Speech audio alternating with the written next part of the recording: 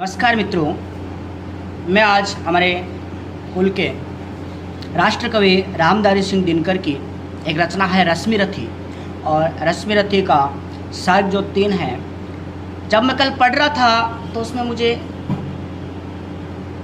लगा कि कर्ण को क्या मिला। कुछ भी नहीं मिला। हर जगह उसको त्याग किया गया, हर जगह उसको त्यागा गया। ना उसको माँ का ममत्व मिला, ना उसको भाई का प्यार मिला, इवन उसको गुरु का जो है कि दुलार होता है, शिक्षा होता है, ना वो मिलता है। और अगर मिलती भी है तो किस प्रकार से वापस छीन ली जाती है। लेकिन वो दानवीर, वो वीर, वो कर्ण रुकता नहीं है। एक अंतर्द्वंद्व में है कर्ण, और वो बोलता है कि कर्ण जाए तो जाए कहाँ पर। गुरुद्रोण ने उसे ये कहकर अपने द्वार से निकाल दिया कि उसे शिक्षा इसलिए नहीं दे सकता क्योंकि वे क्षत्रिय नहीं है, क्योंकि वे राजपुत्र नहीं है। सारे संसार ने उस कर्ण को सूत पुत्र कहकर अपमानित किया। सूर्य का तेज और सूत पुत्र कहकर अपमानित होता रहा। लेकिन उसके अंदर जो पिपांसा थी, उसके अंदर जो धनुर्विद्या सीखने की जो एक लालसा थी, वह उसे परशुराम तक ले जाने के लिए विवश करती है। लेकिन उसके बीच में भी परशुराम का संकल्प आ जाता है, जिसमें उनका संकल्प यह है कि वे सिर्फ ब्राह्मणों को शिक्षा देंगे। लेकिन कर्ण की पिपासा इतनी ज़्यादा है कि ज्ञान की वो पहचान को छुपाता है, वह अपने आप की पहचान को छुपाता है। परशुराम के पास जाकर बोलता है कि वो ब्राह्मण कुमार है, वह धनुर्विद्या सीखना चाहता है।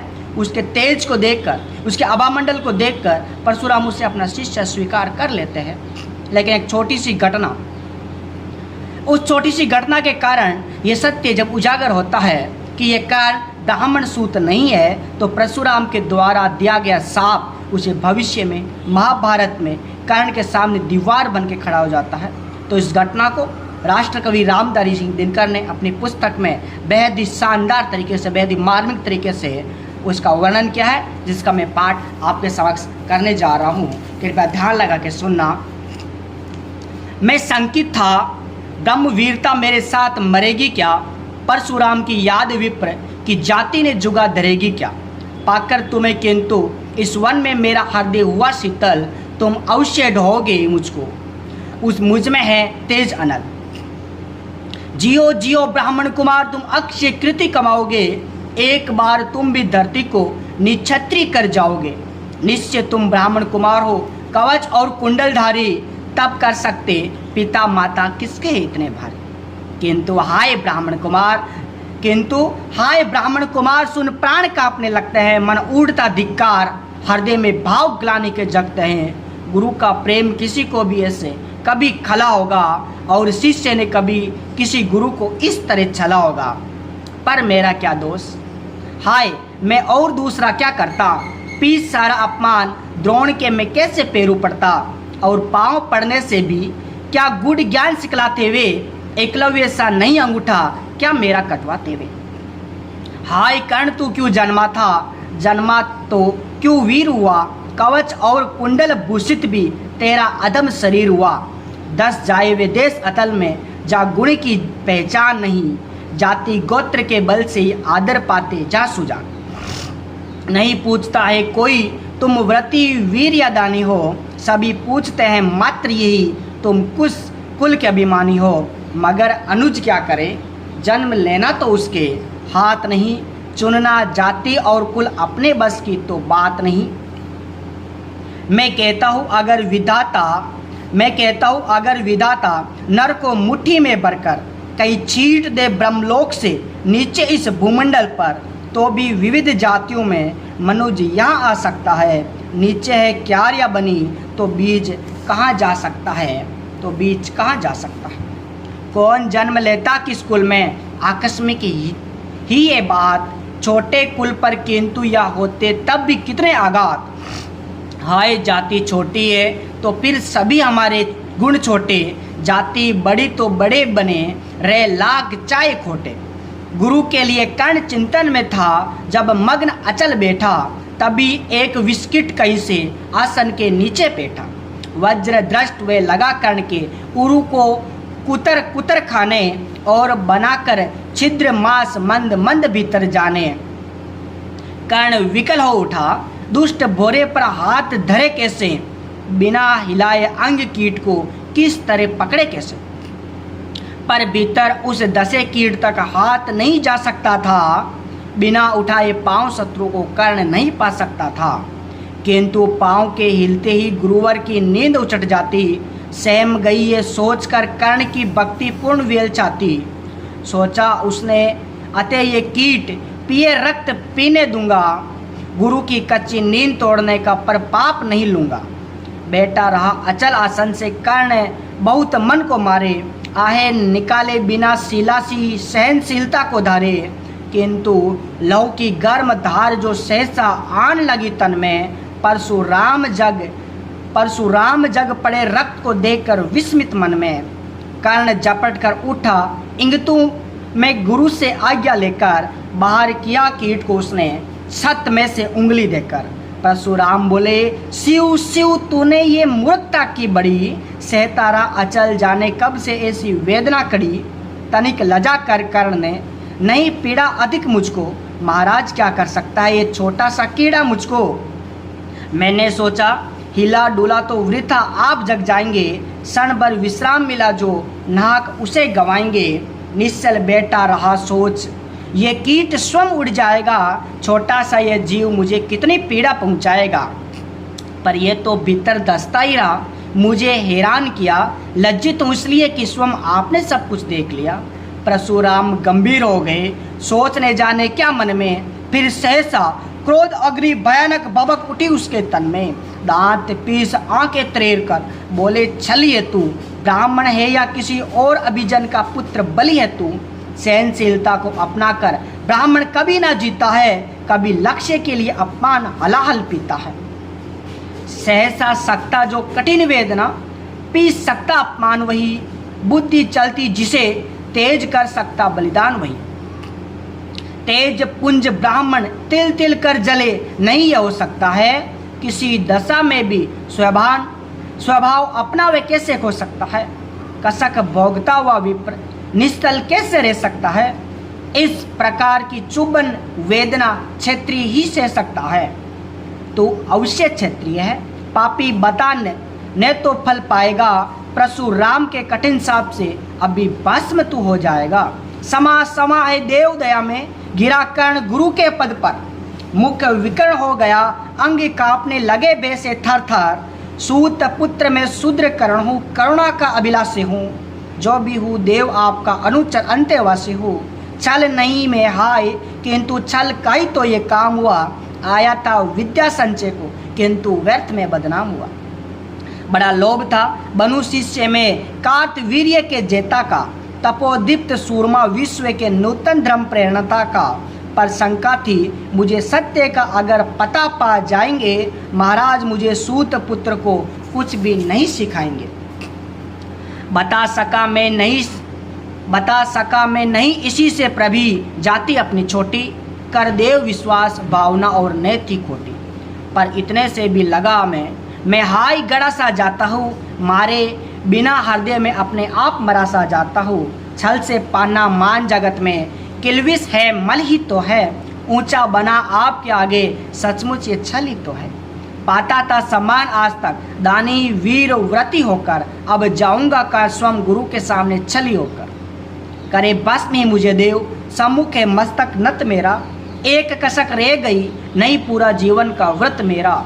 गुरु की कृपा साप से जलकर अब भी भस्म हो जाऊंगा, पर मंदाग्ध अर्जुन का मस्तक देव कहाँ मैं पाऊंगा। ये तृष्णा ये विजय कामना मुझे छोड़ पाएगी क्या। प्रभु अतृप्त वासना मरे पर भी मुझे भरमाएगी। दुर्योधन की हार देवता कैसे सहन करूंगा मैं। अभय देख अर्जुन को मरकर भी तो रोज मरूंगा मैं। परशुराम का शिष्य कर्ण पर जीवन दान नहीं मांगेगा। बड़ी शक्ति के साथ चरण को पकड़ प्राण निज त्यागेगा। प्रस्तुत हूँ दे साप, किंतु अंतिम सुख तो ये पाने दे। इन्हीं पाद पद्मों के ऊपर मुझको प्राण गंवाने दे। लिपट गया गुरु के चरणों से विकल कर्ण इतना कहकर। दो कणिकाएं गिरी अश्रु की गुरु की आंखों से बहकर। बोले, हाय कर्ण, तू प्रतिपट अर्जुन का नामी है, निश्चल सका धार्त राष्ट्रों का विश्व विजय का कामी है। अब समझा किस लिए रात दिन तू कैसा श्रम करता था, मेरे शब्द शब्द को मन में क्यों तू सिपी सा डरता था। देख एक गणित शिष्य द्रोण को भी कर्तव्य कुछ सिखलाया, पर तुझसा जिज्ञासु आज तक कभी नहीं मैंने पाया। तूने जीत लिया था मुझको निज पवित्रता के बल से, क्या पता था लूटने आया है कोई मुझे छल से। किसी और पर नहीं किया वैसा स्नेह में करता था, सोने पर भी धनुर्विद्या का ज्ञान कान में भरता था। नहीं किया कार्पण्य, दिया जो कुछ था मेरे पास रतन, तुझ में निज को सौंप शांत हो अभी अभी प्रभुति था मन। पापी बोल अभी भी मुख से, तूने सूत रथ चालक है, परशुराम का शिष्य विक्रमी विप्र वंश का बालक है।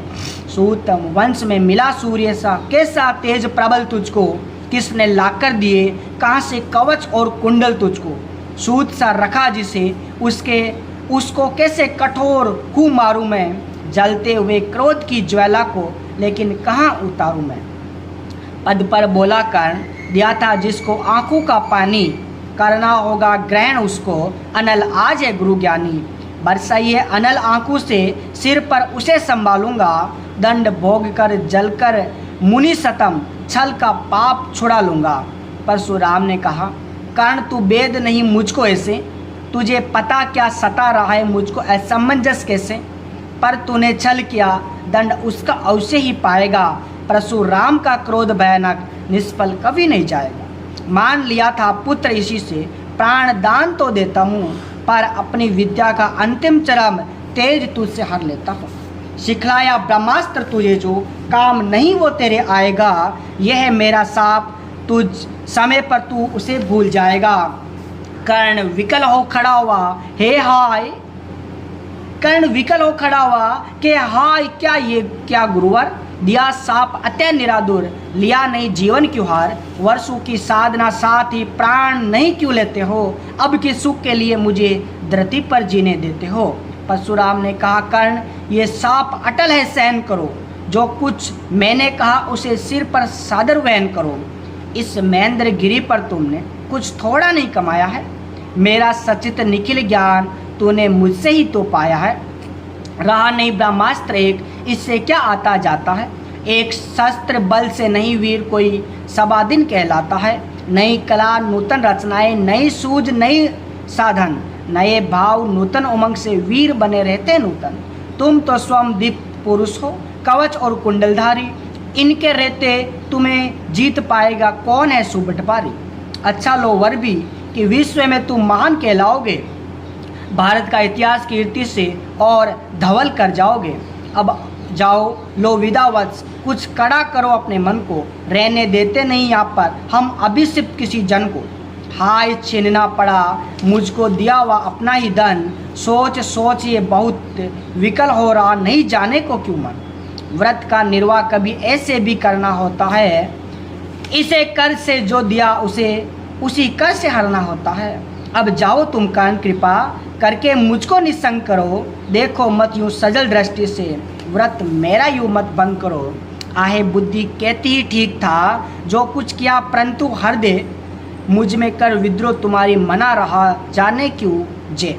अनायास गुणशील तुम्हारे मन में उगते आते हैं, भीतर किसी अश्रु गंगा में मुझे बोर नहलाते हैं। जाओ जाओ कर्ण मुझे बिल्कुल असंग हो जाने दो, बैठ किसी एकांत कुंज में मन को स्वस्थ हो जाने दो।